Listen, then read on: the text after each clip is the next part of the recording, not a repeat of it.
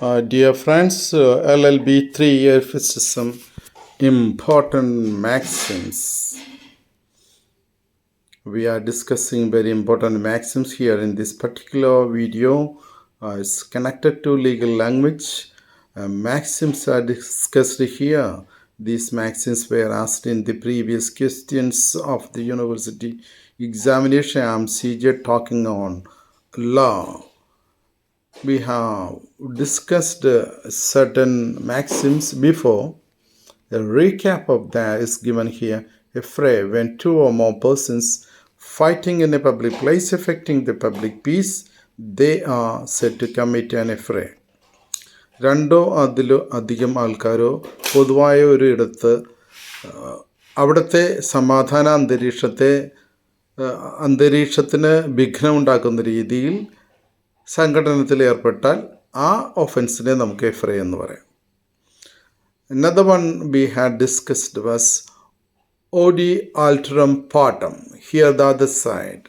Whenever you take a decision, before taking a decision, two sides are to be heard. അല്ല, ഒരു തീരുമാനമെടുക്കുന്ന മുമ്പ് രണ്ട് വാദിയെയും പ്രതിയെയും രണ്ട് വശവും കേട്ടതിന് ശേഷം മാത്രമേ ഒരു ഡിസിഷൻ എടുക്കാൻ പാടുള്ളൂ എന്നുള്ളതാണ്. അതാണ് odi alterum partem. And the next one, and today's maxim is fiat justitia ruet coelum. Let's see what's the meaning. Justice should be done even if the heavens fall down. ആകാശം ഇടിഞ്ഞു വീണാലും സാരമില്ല, നീതി നിർവഹിക്കപ്പെടണം. No matter whatever happens, whatever the consequences, it doesn't matter. Justice should be done. Let's see what it is in detail. നമുക്ക് നോക്കാം ഇതെന്താണെന്ന്. Justice must be carried out at any cost even if the consequences are disastrous. അനന്തരഫലങ്ങൾ അപകടകരമാണെങ്കിലും സാരമില്ല, എന്തായാലും നീതി നിർവഹിക്കപ്പെടണം എന്നുള്ളതാണ് ഇതിലെ പ്രധാന കാര്യം. It highlights the independence of the judiciary.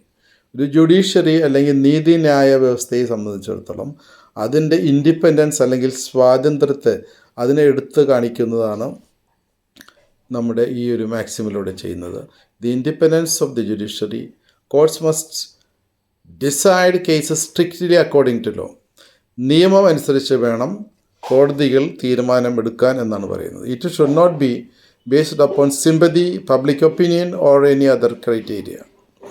ആരോടെങ്കിലുമുള്ള ഒരു ദയയോ ഉദാരമനസ്കതയോ അല്ലെങ്കിൽ ജനാഭിപ്രായത്തെയോ മറ്റേതെങ്കിലും മാനദണ്ഡങ്ങൾ അനുസരിച്ചാവരുത് നീതി നിർവഹിക്കപ്പെടേണ്ടത്, തീരുമാനമെടുക്കേണ്ടത്, വെർഡിക്റ്റ് അല്ലെങ്കിൽ വിധി പ്രസ്താവിക്കേണ്ടത്.